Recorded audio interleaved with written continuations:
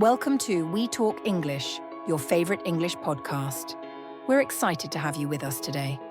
Before we dive in, don't forget to like and subscribe to stay connected for regular English learning podcasts. Let's get started.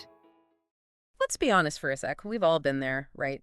Curled up with our phones, maybe even telling ourselves we're catching up on some reading. Uh-huh. But have you ever, actually stopped to think if all that screen time is messing with, I don't know, maybe how we think? Yeah. That's what this deep dive is all about today. This, kind of fascinating, maybe even a little bit freaky link between your brain and, well, your screen. And it's not like you're the only one feeling this way. It's not just, a random thought. This is something researchers are really digging into right now. Which, honestly, is kind of nice to know, right? So to get us going, we're jumping into this clip from the We Talk English podcast. Okay. They just dropped this crazy stat. The average person now reads something like 100,000 words every single day.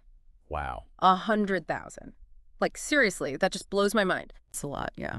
And just to be clear, we're not just talking about, novels or anything. This is like everything. Your go-to news website, endlessly scrolling on social media, work emails, you name it. It's like our brains are on information overload 24/7 these days. Okay. But on the one hand, having this much information just like right there at our fingertips, that's got to be a good thing. Right.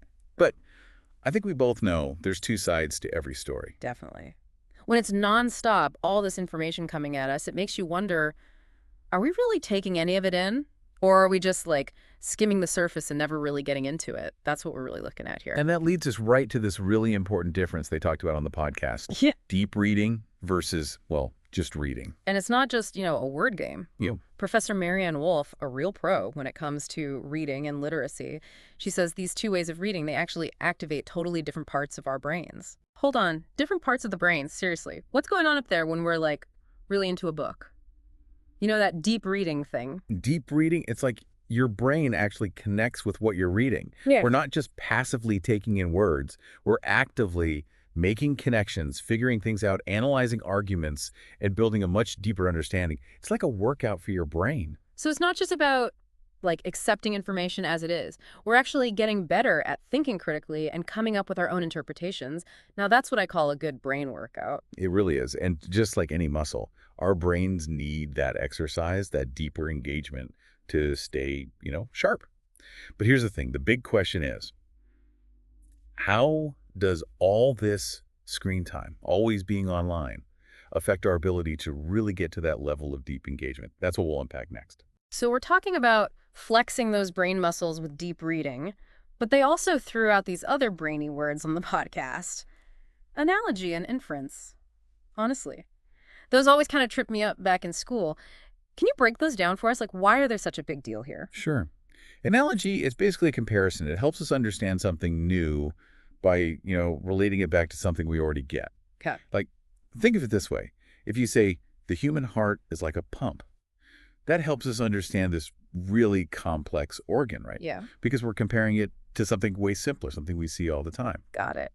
So using what we know to figure out what we don't. What about inference? That one always seemed kind of mysterious. Inference, it's all about reading between the lines. Yeah. Picking up on clues, putting the pieces together to get something that's not actually written down. Right. It's like you see smoke, there's a fire somewhere. We do it all the time without even thinking about it.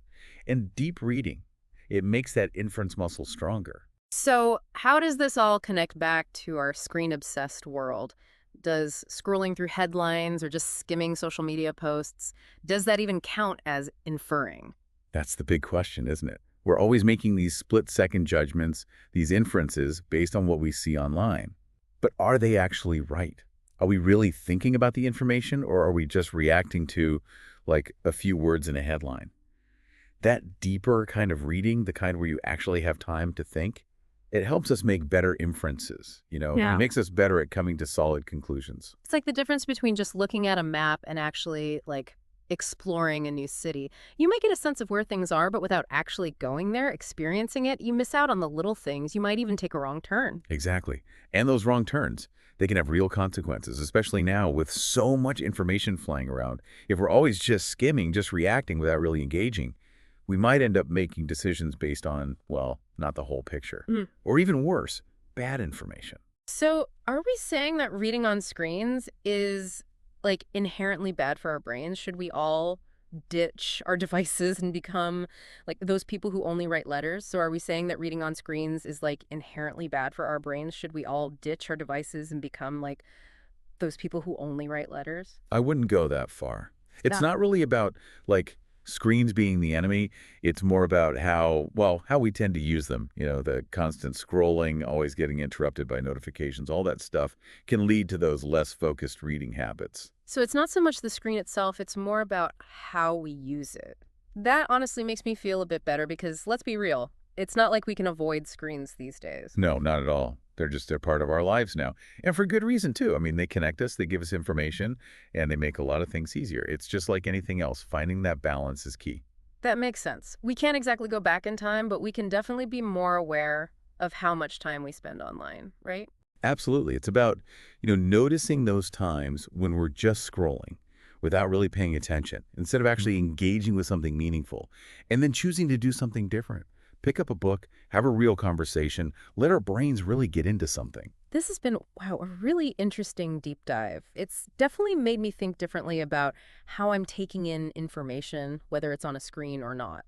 And that's really what it's all about. We're lucky to have so much information available, but it's on us to develop those skills, to navigate it all, right? And to make sure we're using it to actually learn and grow, not just letting it overwhelm us. It's like we're all explorers in this huge ocean of information. And yeah, we've got some pretty cool tools to help us, but we gotta make sure we're using them to explore thoughtfully, to dive deeper, and to really find those amazing things hidden beneath the surface.